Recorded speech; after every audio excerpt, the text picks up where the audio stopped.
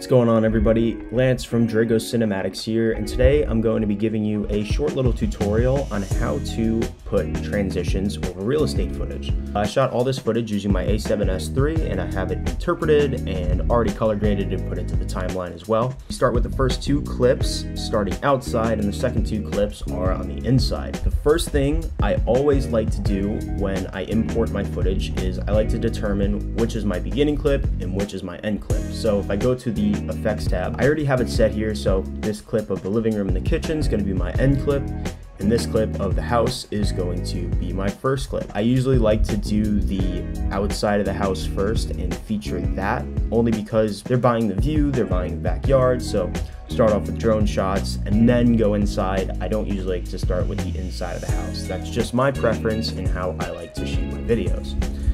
So the first transition I do apply is a simple cross dissolve.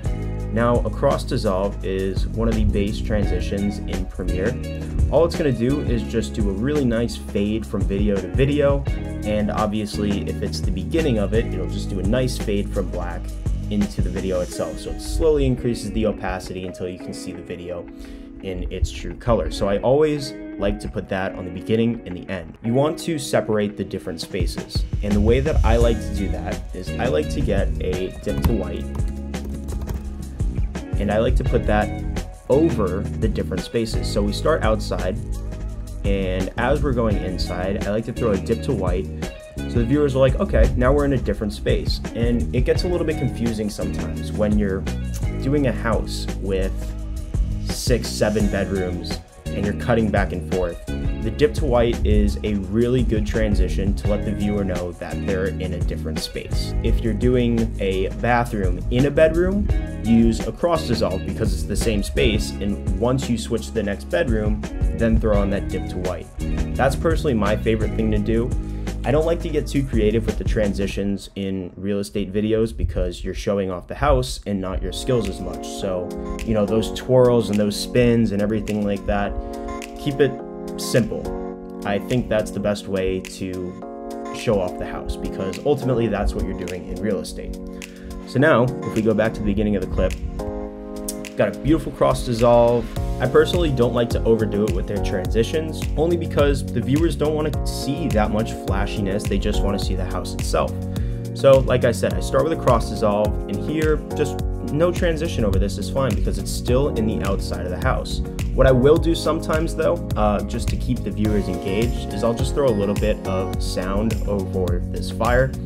So whenever there's a fire at a house, I usually like to light it and just do a subtle little fire cracking in the back. So I'll just throw this little clip of fire over here, and I don't want it to be too prominent. I just want the viewers to be like, oh, that's, you know, that's a nice touch to the house. Obviously it does have a fire. It's already peaked. It's already peak amplitude down 7, so we'll just get down 17 in total. And just a really nice fire. Now on the back end of this, I do want it to start to fade out when it dips. So I want to get a exponential fade. I'll throw it over here. I'm going to zoom in and I'm going to match up this fade with the dip to white so they both fade out at the same time. And now all of a sudden we're in the inside space. So dips to white, inside space. When you go from, let's say, the entryway to this common area with the kitchen and everything, I don't really like to put a fade to white transition here because it's pretty much the same thing. You're just showing off the house in these two clips. When you're doing a lot of bedrooms and stuff, it's important to have a transition between them because you don't want the viewers to get confused as to which bedroom which. You want to have a clear and concise way to show them. If you still feel like you need just a subtle cross dissolve, you can throw that over these two rooms right here just to differentiate them. Just do a nice little one. You can shorten it down a little bit, just like that, so it's not too long.